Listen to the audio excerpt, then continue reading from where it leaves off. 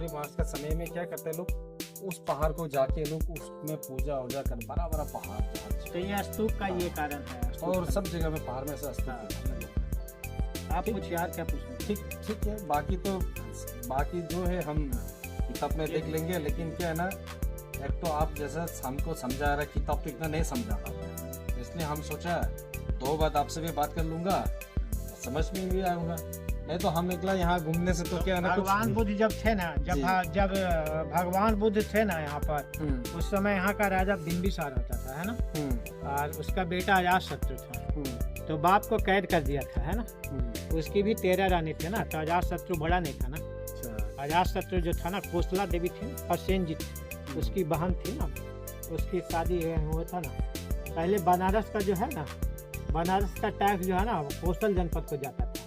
अवध के आसपास के इलाके। शादी के बाद जब हो गया ना, तो उसका बाप परसेनजीत का बाप तो बनारस को मगध में दे दिया। अच्छा। यहाँ से जो टैक्स कलेक्ट होगा तो हमारी बेटी के सुख सुविधा के लिए मगध को दे देना, यानी बिंबिसार को दे देना। तो उसको जब पुत्र होने वाला रहा ना, तो बड़े राजा लोग का जब बेटा होने का रहता है ना, तो पहले लोग होने से पहले उसका भविष्य दिखाते हैं। तो कुछ ऋषि मुनि बता दिया कि तुम्हारा जो बच्चा पैदा लेगा ना, पिता का हत्यारा है। अच्छा। हत्या।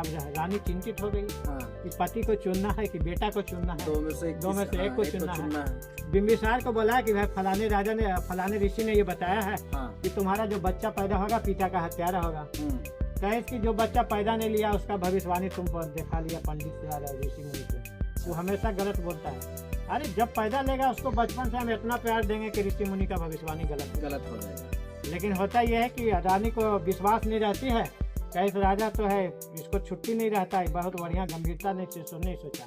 वो चला गया जीवक के पास, उसका फैमिली डॉक्टर था जीवक। जैसे हम बताए ना कि जरा देवी थे उसकी डॉक्टर, फैमिली डॉक्टर, तो जीवक था उस समय फैमिली डॉक्टर, है ना।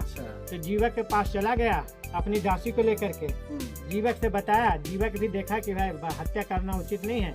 जीवक भी सही दवा उसको नहीं दिया, लेकिन दवाई खाने के बाद उसको थोड़ा दर्द का अनुभूति हुआ। मन में जो बैठा लिया कि हम दवाई खाया, वो अपना राजप्रसाद लौट आया, राजमहल लौट आया। बच्चा बर्तन हो नहीं पाया, नियत समय पर जन्म लिया। अच्छा। जब नियत समय पर जन्म लिया तो बिंबिसार उसका बचपन से ही सारे बेटा से ज्यादा मान सम्मान देना शुरू किया। अच्छा। लेकिन जैसे जवानी की दहलीज पे कदम रखा ना, 15 16 17 साल का हुआ, तो देवदत्त भगवान बुद्ध का कंपटीटर था बचपन से। उसका भाई था भगवान बुद्ध का चचेरा भाई था। तो देवदत्त देख रहा था कि जब तक भगवान बुद्ध, जब तक ये बिंबिसार है तब तक को हमारा कोई पूछने वाला नहीं है। उसको ऐसा लग रहा था कि बिंबिसार के चलते ही भगवान बुद्ध का इतना वाहवाही हो रहा है। तो वो अजातशत्रु को कम उम्र था, उसको लिया अपने बस में, और अजातशत्रु का धीरे धीरे पेट घुमाना शुरू किया। नहीं कुटिल बातों से जब बड़ा हुआ अजातशत्रु